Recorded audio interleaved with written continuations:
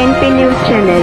आपने अगर इस चैनल को सब्सक्राइब नहीं किया है तो जल्द ही सब्सक्राइब कीजिए। Thank you very much. बाबासाहेबांनी ज्या पद्धतीनं धर्मांतर केलं, हिंदू धर्म सोडला आणि जो बौद्ध धर्म स्वीकारला, तो खरं तर फुल्यांनी जो आदेश दिला होता तो त्यांनी पाळला। की त्यांनी तेव्हा फुल्यांनी सांगितलं होतं की आपण धर्मांतर केलं पाहिजे आणि बाबासाहेबांनी ते धर्मांतर केलं आणि सत्याचा धर्म जो सत्यशोधक समाज आहे तोच खऱ्या अर्थानं बाबासाहेबांनी बौद्ध धर्म स्वीकारलेला आणि जो सार्वजनिक सत्य धर्म होता बाबा फुल्यांचा तोच बौद्ध धर्म आहे। फार काही वेगळं नाही। म्हणून आज सत्यशोधक समाजाची जी 33 नियम आहे ते आपल्या समोर आहेत आणि बाबासाहेबांनी सांगितलेल्या 22 पद्धतीने मुद्दामून या ऑफिसमध्ये ठेवलं की बाबासाहेबांचं आणि फुल्यांचं जे नातं आहे ते नेमकं काय आहे या माध्यमातून ते लोकांच्या समोर यावं आणि त्यांना गुरु मानलेला आहे। आणि त्या ऑफिसमध्ये भैयासाहेबांचा स्मृती दिन साजरा होतो। म्हणजे या पार्श्वभूमी यासाठी सांगितली की धर्मांतराचा विषय निघाला म्हणून आणि भैयासाहेब आणि धम्माचं काम एक कसं जवळीक आहे। म्हणजे भैयासाहेब आंबेडकरांचा जेव्हा जन्म झाला 12 डिसेंबर 1912 ला, म्हणजे बाबासाहेब आंबेडकर 1920च्या नंतर सार्वजनिक जीवनात आले। म्हणजे त्याच्या अगोदर त्यांचं लग्न, तो बाबासाहेबांचा इतिहास माहिती आहे, आणि 35ला रमाई झाली आणि 22 वर्षाचे भैयासाहेब आहेत। वडील सार्वजनिक जीवनात आहेत आणि आई निघून झाली। या 22 वर्षाचा जो काळ आहे तो इतका भयंकर आहे भैयासाहेबांच्या दृष्टीनं की अत्यंत दुःखदायक। म्हणजे ते जन्मतःच पोलिओ जसा मुलाला होतो त्या पद्धतीनं भैयासाहेब पोलिओग्रस्त झालेले होते। म्हणजे त्यांचे जे दोन्ही पाय होते ते अजिबात जमिनीवर त्यांना उभं करू देत नव्हते। या अवस्थेत त्यांची वाढ झाली। म्हणजे बाबासाहेब सार्वजनिक जीवनात आहेत, मुलाकडे लक्ष द्यायला वेळ नाही आहे। रमाई हा सगळा गाळा चालवते आहे, आपल्याला माहित आहे सगळा तो रमाईनं कशा पद्धतीनं कष्ट होतो। पण भैयासाहेब त्याच्यामध्ये वाढत आहे। म्हणजे 12 ते 35 हा जो कालावधी आहे भैयासाहेबांच्या दृष्टीनं अत्यंत भयंकर आहे। आणि बाबासाहेब देशाच्या नेतृत्व करतायत, देशाच्या स्वातंत्र्याची लढाई लढतायत, देशामध्ये समता प्रस्थापित करण्यासाठी लढाई लढतायत आणि मुलाकडे त्यांना लक्ष द्यायला वेळ नाही। ते त्यांच्या मामाला सांगतात, भैयासाहेबांचे मामा जे धोत्रे आहेत त्यांना सांगतात की बाबा हे शंकरराव धोत्रे किंवा तू याची काळजी घे। त्याला तामिळनाडूच्या याच्यामध्ये समुद्रामध्ये नेऊन त्यांच्या डोक्यापर्यंत त्या समुद्रात त्यांना बुडवतात की त्यांचे पाय नीट झाले पाहिजे। डॉक्टरांच्या सल्ल्याने, आता बाबासाहेबांनी एवढं मोठं नेतृत्व होतं आणि त्यांचं कोण ऐकत नाही, त्यांचे सगळे डॉक्टर सल्ले त्यांनी जर सांगितलं तर पण डॉक्टर सांगायचे, पण बाबासाहेबांना वेळ नाही। बाबासाहेब अत्यंत मोठी लढाई लढतायत इथल्या अस्पृश्यांना स्वातंत्र्य देण्यासाठी, इथल्या महिलांना स्वातंत्र्य देण्यासाठी, या देशाला उभं करण्याचं काम करतायत राष्ट्रपुरुष म्हणून आणि राष्ट्र निर्माणचं काम ते सुरू आहे। आणि मुलाकडे द्यायला लक्ष नाही। मुलाला ते त्याच्या मामाला सांगतात, अजून कोण डॉक्टरला सांगतात आणि भैयासाहेब हळूहळू त्या आजारामध्ये त्यांचं शिक्षण कडे सुद्धा दुर्लक्ष होतं। बाबासाहेबांचा मुलगा आहे परंतु त्याला शाळेमध्ये 10वी सुद्धा पास होऊ दिलं जात नाही। म्हणजे हे वास्तव आहे की बाबासाहेब महापुरुष आहेत, या देशाचं नेतृत्व करतायत। एकीकडे त्यांचा पुतण्या भावाचा मुलगा मुकुंद आणि यशवंत हे दोघंही सोबत शिकतायत, एकाच वर्गात आहेत, परंतु त्यांना 10वी मध्ये पास होऊ दिलं जात नाही। ते हुशार नव्हते असं नाहीये, ते प्रचंड हुशार होते। कारण त्याच्यानंतरचा जो कालावधी आहे त्यांचा आपण जर बघितला, त्यांचा जो हे आहे की अनेक लोकांनी इथल्याच समाज धोरीण जे होते त्या काळातले त्यांनी भयंकर असा एक समज निर्माण केला होता, गैरसमज निर्माण केला होता की जसं ससोनी सांगितलं की महापुरुषाचा मुलगा होणं हे किती कठीण काम आहे, हे किती भयंकर काम आहे आणि त्याच्यातून त्याला किती यातना सहन कराव्या लागतात। त्या काळातल्या पुढाऱ्यांनी म्हणजे आपल्याकडे नेतृत्वाचा जो भांडण आहे ते सुरुवातीपासून आहे की आपल्याकडे सातत्यानं की माझ्याकडे नेतृत्व राहावं म्हणून मी शेजारच्या नेतृत्वाला बदनाम करतो, शेजारच्याचं कमीपण दाखवतो आणि मग आपल्याकडे त्या सगळ्या ट्रिक्स माहिती आहेत आपल्याला की एखाद्याचं नेतृत्व जर संपवायचं असेल तर त्याला कशा पद्धतीनं त्याच्यामध्ये गोवायचं, त्याला कशा पद्धतीनं बदनाम करायचं। म्हणून सगळ्यात पहिले बदनाम केलं की भैयासाहेबांचं शिक्षण झालेलं नाही आहे, परंतु त्याची पार्श्वभूमी मात्र ते सांगत नाही। आपल्याला सांगतात की भैयासाहेब 10वी पास होऊ शकले नाही, परंतु तेव्हाच्या शिक्षण धोरणांनी त्यांना पास होऊ दिलं नाही. ते अत्यंत हुशार होते. म्हणजे तुम्हाला उदाहरण सांगतो की जेव्हा बाबासाहेबांना धर्मांतर करायचं होतं आणि शीख धर्म स्वीकारायचा होता, त्यांचं ठरलेलं होतं, आणि म्हणून त्याच्या अभ्यासासाठी भैयासाहेबांच्या नेतृत्वात एक शिष्टमंडळ पंजाबला पाठवलं की तुम्ही जाऊन अभ्यास करून या. आणि भैयासाहेब हे त्याचं नेतृत्व करतायत. भैयासाहेब जर कमजोर असते तर त्या बाबासाहेबांनी त्यांच्यावर ती जबाबदारी दिली नसते. नेतृत्वाची धर्मांतर करताय म्हणजे देशातलं भयान मोठं वास्तव जगासमोर आणायचं आहे, हिंदू धर्म सोडायचा आहे आणि एक नवीन धर्म स्वीकारायचा आहे. म्हणून त्यांच्या समोर ज्या चॉईस होत्या, मुस्लिम धर्म, शीख धर्म, ख्रिश्चन धर्म, सगळ्यांची निमंत्रणं त्यांच्याकडे आलेली होती. त्याच्यातला शीख धर्म स्वीकारायचा होता आणि भैयासाहेब नेतृत्व करतायत. त्याच्यातले जेवढे गेलेले त्याच्यातले अर्धे सगळे शीख झाले आणि हे 2-3 धन वापस. म्हणजे लक्षात घ्या की एखाद्या धर्माचा किती प्रभाव पडतो. कारण हे मुळात अस्पृश्य, आणि अस्पृश्याला जर समानतेची वागणूक मिळत नसेल तर तो दुसऱ्या धर्मात जातो. म्हणजे आता ज्यांनी उदाहरण दिलं रगडे साहेबांनी पाथर्डी तालुक्यातलं, की ते ख्रिश्चन का झाले, त्यांना काही कोणी बळजबरी केली नाही किंवा तुम्ही हा धर्म सोडा आणि जा. ते स्वतःची आत्मसन्मान शोधत होते. कारण तो दुसरा धर्म ख्रिश्चन धर्म जो होता हा जो ज्या पद्धतीनं समतेवर आधारित काम करत होता, त्यांना वाटत होतं की आम्हाला याच्यात जर समानता मिळत नसेल, मला जर मंदिरात जायची परवानगी नसेल, तर मला हा नवीन धर्म स्वीकारला पाहिजे. या पद्धतीने एक वातावरण निर्मिती होत होती. आणि भैयासाहेब या सगळ्या प्रक्रियेमध्ये काम करत होते.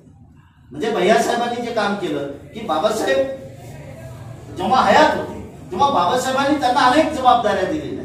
म्हणजे जनताची संपादक पदाची जबाबदारी दिली, प्रबुद्ध भारतची संपादक पदाची जबाबदारी दिली, त्यांना प्रिंटिंग प्रेस चालवण्याची जबाबदारी दिली. आणि त्या काळामध्ये त्यांनी अनेक पुस्तकं छापली. म्हणजे थॉट्स ऑन पाकिस्तान हा त्यांच्या प्रेसमध्ये छापलेला ग्रंथ. त्या काळामध्ये बौद्ध पर्व नावाचा जो मोठा बौद्ध धर्मग्रंथ आहे तो त्या बुद्ध त्याच्यामध्ये छापला गेलेला आहे. आणि मग अशा पद्धतीच्या मोठमोठ्या जबाबदाऱ्या देत असताना भैयासाहेब कधीही मागे हटले नाहीत. आणि भैयासाहेबांचं नेतृत्व जे होतं ते कुठेही कमी पडलेलं नाही. परंतु आपल्याकडे जे धुरीण होते, आपल्याकडे जे पुढारी होते, की जसं बाळासाहेबांचं उदाहरण दिलं ससूनने, की बाळासाहेब असं म्हणतात की एक आंबेडकर तुम्हाला म्हणजे सहन होत नाहीये, एक आंबेडकर तुम्हाला पेलवता आला नाही, दुसरा आंबेडकर कसा पेलवणार आहात. म्हणून भैयासाहेबांना ज्या पद्धतीनं निकाली काढता येईल त्या पद्धतीनं त्यांनी काढण्याचा प्रयत्न केला. म्हणजे बाबासाहेबांचं नेतृत्वच यांना जड जात होतं, तर मग भैयासाहेब कसं काही समोर येतील.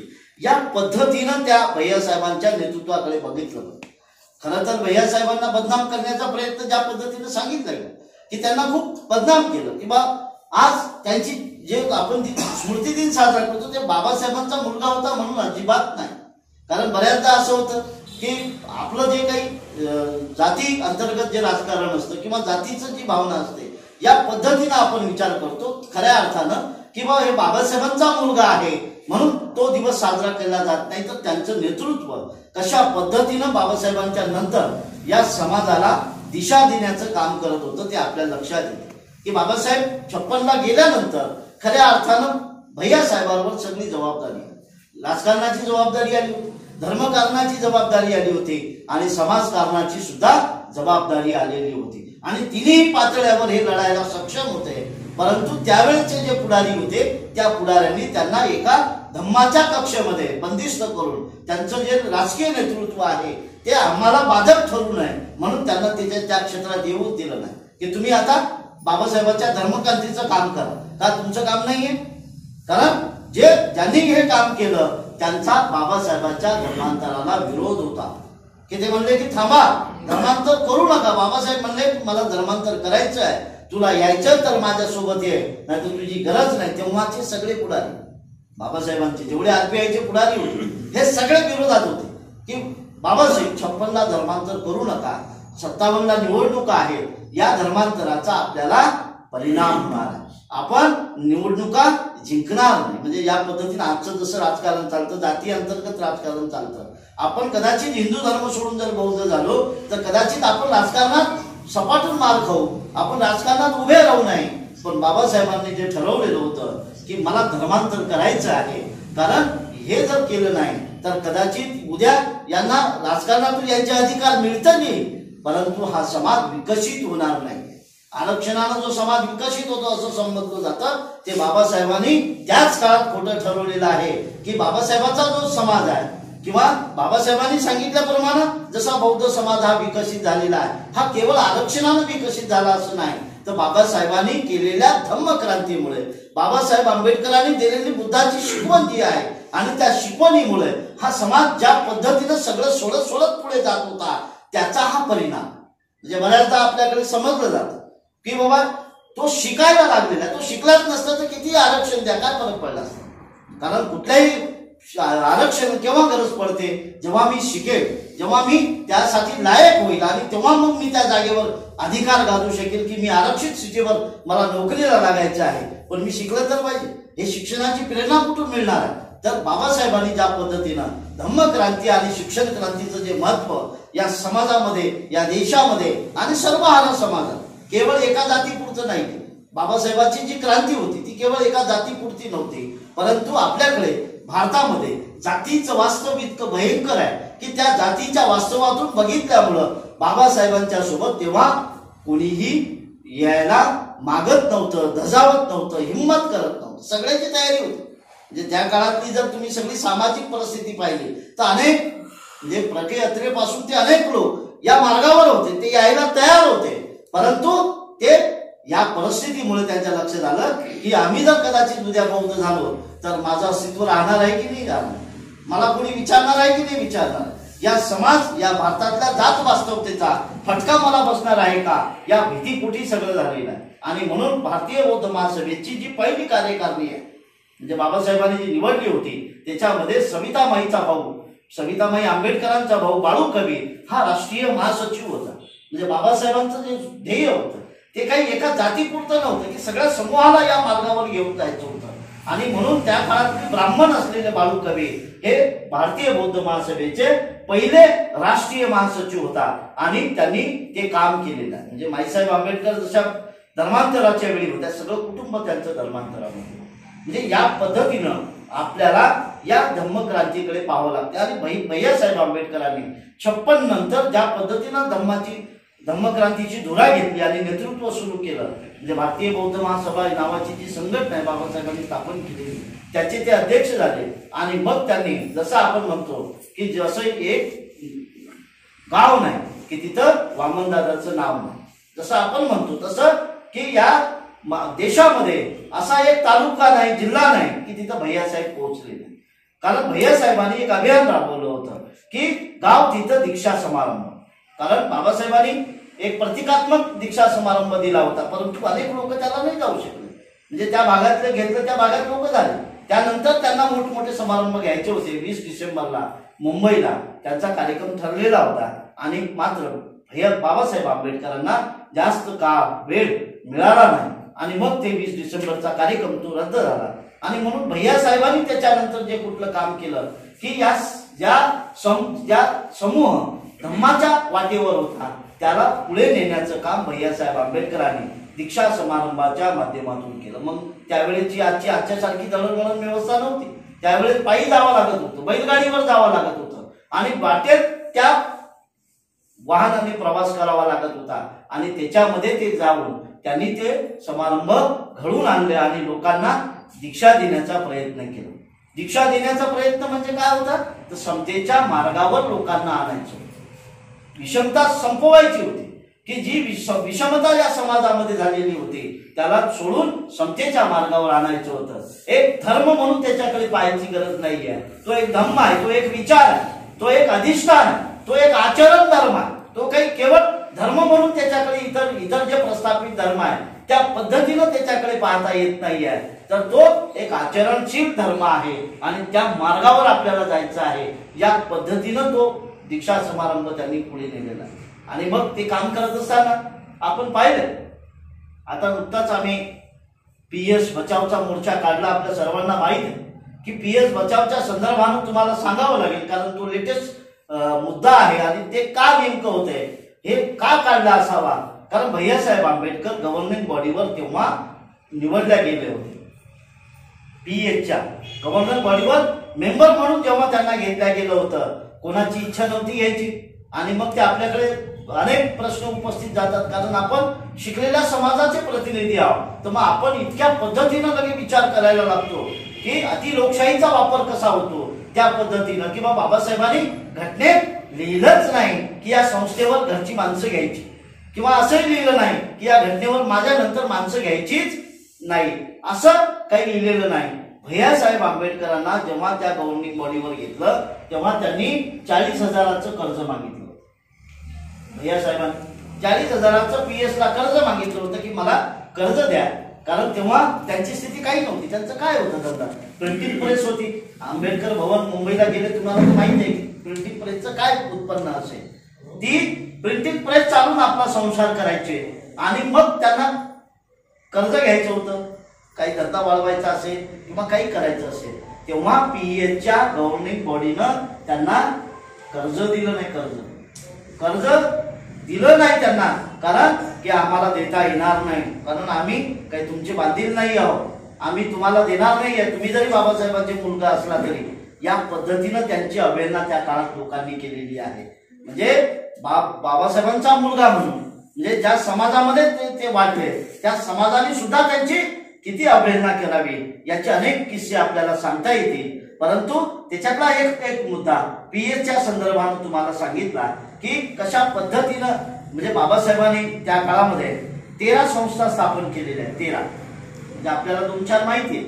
13 संस्था स्थापन केलेल्या आहेत. 13ही संस्थांचं वाटोळ, 13ही संस्थांच्या केसेस कोर्टात प्रलंबित आहेत. एकही धड नाही, एकही धड चालू देत नाही. म्हणजे बाबासाहेबांनी स्थापन केल्या आणि कशासाठी चालू द्यायची नाही, फक्त त्यांच्या घरच्या मुलांना नातवांना द्यायची नाही म्हणून, बाकी काहीच कारण नाही. का द्यायचं त्यांना? बाबासाहेब तर फार लोकशाहीवादी होते ना. बाबासाहेब काही असं हे नव्हते की त्यांनी लिहून नाही ठेवलं माझ्या घरच्या मुलांना द्या म्हणून.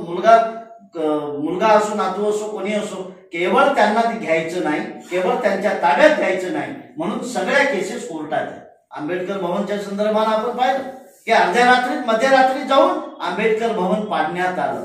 का तर ते काही तुमची प्रॉपर्टी नाही आहे, ती आमची सुद्धा आहे, समाजाची आहे, आणि समाजाची तर आहेच ना, परंतु ती बाबासाहेबांनी विकत घेतलेली प्रॉपर्टी आहे. आणि तिथं त्यांच्या मुलाला प्रिंटिंग प्रेसचा धंदा सुरू करून दिलेला आहे. हे तर जग जाहीर आहे, सगळ्याला माहिती आहे. पण नाही, तुम्हाला तिथं राहता येणार नाही, आम्ही समाजाची प्रॉपर्टी आहे, आम्ही ती पाडू, तिथं मोठमोठ्या बिल्डिंगी बांधू. त्याच्या संदर्भानं महाराष्ट्रात काय राजकारण झालं आपल्याला माहिती आहे. या पद्धतीनं उपेक्षित जीवन आपल्याला पाहायला मिळते. म्हणजे रमाबाईचा एक किस्सा सांगतो, आपल्या मीराबाईचा. त्यांचे मिसेस ज्यांच्या आहेत म्हणजे बाळासाहेबांच्या आई, की त्या खारघरला राहत होत्या एका चाळीमध्ये. कारण त्यांना बाबासाहेब म्हणजे महापुरुषच ते, आता काय सांगायचं. त्यांनी जे घर बांधलं राजघर, हे सुद्धा मुलाला राहायला दिलं नाही. दिलं कोणाला? PS सोसायटीच्या मुलांना राहण्यासाठी हॉस्टेल केलं, घर बांधलेलं स्वतःच. म्हणून भैयासाहेब खारघरला राहायचे, कारण मुलाला म्हणजे बाबासाहेबांनी दिलं होतं त्याला विद्यार्थ्यांना राहण्यासाठी. आणि ते सगळं आपल्याला माहित आहे. आणि ते खारघरला राहत होते तर आपले पुढारी त्यांच्या घरावर दगड मारायचे रात्रीला जाऊन. ज्या पद्धतीनं आपल्याला दिसते हा मुलाला इतका सोपा नाहीये. म्हणजे त्यांच्या घरावर जाऊन दगड मारायची आणि राहायचंच नाही मुंबईमध्ये, या पद्धतीनं. आणि मग त्या मीराताई, हे बाळासाहेब, हे सगळे लहान होते, यांना घेऊन मागच्या दरवाजाने दुसऱ्याच्या घरातलं पाहिजे. म्हणजे कोणत्या काळी कधी हल्ला होईल हे लहान लहान लेकरं. भैयासाहेब हे काही फार धडधाकट नाहीये, हे सतत धर्माच्या कामासाठी गावोगावी फिरतायत, महाराष्ट्रात फिरतायत, देशात फिरतायत. म्हणजे त्यांनी पंजाबमध्ये निवडणूक लढली, 15,000 हारले फक्त खासदारकीची निवडणूक पंजाबमध्ये. त्यांनी UP मध्ये निवडणूक लढली. म्हणजे आज UPचं जे राजकारण उभं राहिलं ते केवळ भैयासाहेब आंबेडकरांच्या कर्तृत्वामुळे. कारण UP मध्ये जे रिपब्लिकन पार्टीचं जे काम केलं होतं, की इतक्या मोठ्या प्रमाणात केलं होतं, त्याच्यानंतर ती उत्तर प्रदेशाची भूमी, पंजाबची भूमी आज जी आपल्याला दिसते, ती जी भैयासाहेबांच्या कष्टाचं फळ आहे. त्यांनी रात्रंदिवस तिथं कष्ट घेतले, तिथं राजकीय पद्धतीनं, धार्मिक पद्धतीनं, आणि आज आपल्याला ते पाहायला मिळतं. आणि मग आपल्याला दिसतं की हे एवढं जे साध्या पद्धतीनं चालतंय की भैयासाहेबांचं जीवन, आणि घरी त्यांच्या सुद्धा मुलांची तीच अवस्था. ते समाजासाठी फिरतायत, घरी काही नाहीये, म्हणजे घरी मुलांना खायला नाहीये. ते मुलं असेच जगत मोठे झाले. आज आपल्याला जे दिसत आहे ते इतक्या सहज उभं राहिलेलं नाहीये किंवा चला सगळं आलिशान आहे, जसं आपल्या मुलांना आपण आलिशान सवयी देतो आणि मोठं करतो तसं त्यांना त्या मिळालेल्या नाही आहेत. भैया साहेबांना तर मिळालेल्याच नाही आहेत. त्यांचं जीवन तर पूर्ण दुःखातच गेलेलं आहे आणि त्यांच्याही मुलांना ते आलिशान जीवन पाहायला मिळालेलं नाहीये. त्याची फार नंतर त्यांना राजघरामध्ये यायची परवानगी मिळालेली आहे नंतर. आणि मग त्या तिथं या PS सोसायटीच्या त्यावेळेच्या अधिकाऱ्यांनी भाड्याने दिलं राजगृह. आजही अर्ध राजगृह दुसऱ्याच्या ताब्यात आहे. सांगा आजची अवस्था आहे. आज तुम्हाला जे वाटतं सगळं फार आलबेल आहे, सगळं व्यवस्थित चाललेलं आहे. आलबेल काहीच नाहीये. आजही राजगृहावर जो पूर्ण बंगला आहे तो आजही त्यांच्या ताब्यात नाही आहे. तिथं भाडेकरूंनी त्याच्यावर ताबा बसवलेला आहे. कशा पद्धतीनं काढणार हे कोणाचं पाप आहे? कोण त्याच्याकडे लक्ष देत नाहीये? कशा पद्धतीनं होते आणि हे कोणी करून आणलेलं आहे? म्हणजे राजगृह जर आजही तुमच्या ताब्यात नसेल तर कुठल्या चळवळीच्या गप्पा आपण करतो आहोत? कुठल्या आंबेडकरी चळवळीच्या आपण समतेच्या गप्पा करत आहोत? कारण ज्यांनी चळवळ ही उभी केलेली आहे त्यांच्यावरच जर अशा पद्धतीनं वेळ येत असेल तर सर्वसामान्य माणसाचं काय होणार? म्हणजे आपण अपेक्षा खूप करतो की यांनी या पद्धतीनं असं करावं तसं करावं, परंतु त्यांचं जे जीवन घडलेलं आहे त्याच्यामध्ये काय झालेलं आहे? म्हणजे भैयासाहेब आंबेडकर आमदार होते, विधान परिषदेचे आमदार असून सुद्धा त्यांना चालायला गाडी नव्हती, पायी मुंबईमध्ये फिरत होते आमदार असून सुद्धा. कारण त्यांनी जे काम केलं होतं ते काही असं आपल्या पुढाला सारखं नव्हतं की आता झालं की आता गळगंज मोठी गाडी घ्यायची, सगळ्यात मोठी गाडी म्हणजे याचीच.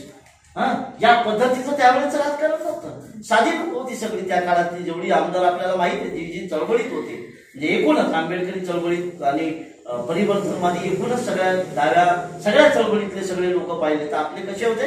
एकदम साध्या पद्धतीनं जीवन जगणारे होते. आणि त्यांनी या पद्धतीनं माल उभा न केल्यामुळं त्यांची अवस्था त्याच पद्धतीनं केवळ चळवळ आणि चळवळ करायची. पद कितीही मोठं भेटलं तरी, कारण जेव्हा मुंबईमध्ये तेव्हाच भैयासाहेब खासदार झाले असते मुंबईमधून, जेव्हा राखीव जागेवर निवडणूक लढायची होती, पण भैयासाहेब आंबेडकरांनी तेव्हा सांगितलं होतं आणि तोच मेसेज आजही बाळासाहेबांच्या थ्रू आपल्याला पाहायला मिळतो की राखीव जागेवर कधीही निवडणूक लढणार नाही. ही भैयासाहेबांनी शपथ घेतलेली. बाळासाहेबही आजही तीच भूमिका घेतात की राखीव जागेवर तर कोणी निवडून येईल पण मला नाही या जातीचा फायदा घ्यायचा आहे, मला या कुठल्याही जातीचा फायदा घ्यायचा नाही आणि मला राखीव जागेवर निवडून मी येणार नाही. आणि भैयासाहेब आंबेडकरांनी जेव्हा जेव्हा निवडणूक लढली तेव्हा ओपन मधून निवडणूक लढली. कारण आज ज्या पद्धतीनं राखीव जागेचं राजकारण आपण पाहतो आहोत की राखीव जागेवर निवडून आलेले जेवढे खासदार आमदार आहेत हे कोण आहेत आणि हे किती दलाल आहेत, हे किती विषमतावादी आहेत आणि हे कुठल्याही पद्धतीनं समाजाचं काम करत नाही. जे राखीव जागेवर निवडून येणारे जे आहेत ते कुठलेही असो, ते केवळ आंबेडकरी समाजच असला पाहिजे असा नाही, सगळ्या समूहातले हे काय करताय? म्हणजे या देशामध्ये आज आपण संविधान वाचवण्याच्या ज्या पद्धतीनं आपण आज विचार करतोय, किती आहेत एसटीचे खासदार देशामध्ये? 84 खासदार आहेत एसटीचे, 84. एसटीचे किती आहेत? 16 खासदार आहेत. काय करताय ते? कोणतं आज संविधान वाचवायचं आहे आपल्याला की ज्या देशामध्ये एवढे जर या समाजाचे प्रतिनिधी असतील, या समूहाचे असतील, ओबीसीचा तर प्रश्न वेगळाच आहे समजा.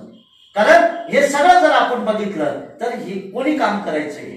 या पद्धतीनं भैयासाहेब आंबेडकरांनी जेव्हा त्या काळामध्ये जे राजकारण उभं केलं होतं, जेव्हा धर्मांतर झालं आणि इथल्या जे बौद्ध झाले त्याला सवलतीच नाही. बाबासाहेब धर्मांतर केलं परंतु त्यांना कुठल्याही सवलती मिळत नव्हत्या एससी म्हणून. आणि का तर तुम्ही आता बौद्ध झाले, तुम्हाला आता कुठलीही सवलत मिळणार नाही. भैयासाहेब आंबेडकरांनी तेव्हा मोरारजी देसाई पंतप्रधान होते, त्याला दिल्लीमध्ये जाऊन सांगितलं की तुला सवलती द्यायच्या की नाही द्यायच्या. तेव्हा मोरारजी देसाई म्हणले की तुला कोणी सांगितलं बौद्ध व्हायला? होऊ नको, तुम्ही परत महार व्हा, हिंदू व्हा.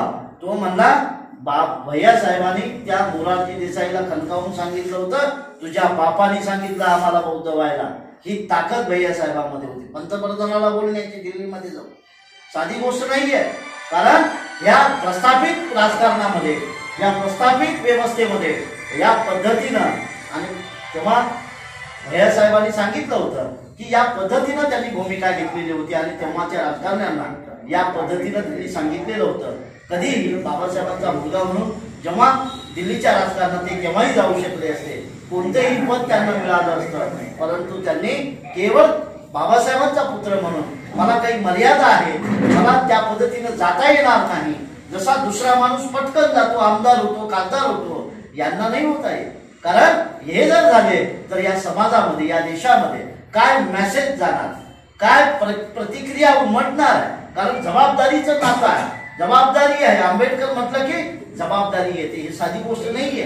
एकदम पटकन उठायचं मोदीच्या मांडीवर जाऊन बसायचं एवढं सोपं नाहीये.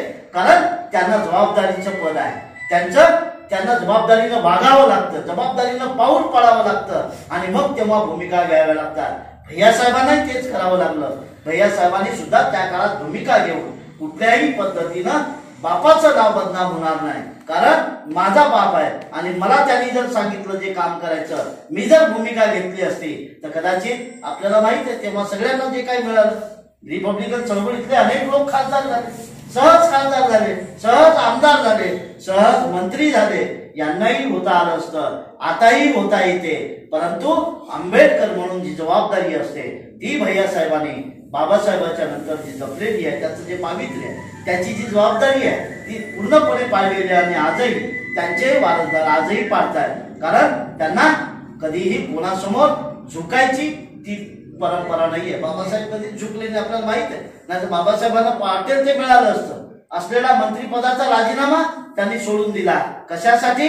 समाजाच्या भल्यासाठी, स्वतःसाठी नाही आहे. त्यांनी कधी मुलासाठी मागितलं नाही त्यांनी, आणि त्यांच्याही मुलांनी कधी मागितलं नाही की आम्ही आंबेडकर आहोत आणि म्हणून आम्हाला दिलं पाहिजे. या पद्धतीनं त्यांनी कधी गेले नाही. आणि म्हणून भैयासाहेब आंबेडकरांचं जे नेतृत्व आहे ते अत्यंत मोठं आहे. त्यांनी जे काम केलेलं आहे 77 आजच्या 17 सप्टेंबर 1977 पर्यंत त्यांनी ज्या पद्धतीनं धम्मामध्ये जे बदल केलेले आहे, धम्मामध्ये नवीन पद्धतीनं त्यांनी जे निर्माण केलेलं आहे, म्हणजे भिक्षूंचं जे वातावरण निर्मिती झाली होती की भिक्षूशिवाय धम्माचा कोणी प्रचारच करायचा नाही, हे जी रिजिड तत्वज्ञान तयार झालं होतं ते भैयासाहेबांनी मोडीत काढलं आणि ते भिक्षूच्या ऐवजी बौद्धाचार्य म्हणून हा धम्माचा प्रचार करू शकतो. बौद्धाचार्य म्हणून हा संसारी व्यक्ती असतो, त्याला धम्म प्रचार करता येतं, त्यालाही विधी करता येतात. आणि एक नवा क्रांतिकारक पर्याय इथल्या व्यवस्थेला केवळ धर्माच्या नावावर त्याची दुकानदारी चालू नये म्हणून केवळ धर्माच्या नावावर त्याला पर्याय दिला पाहिजे. आणि म्हणून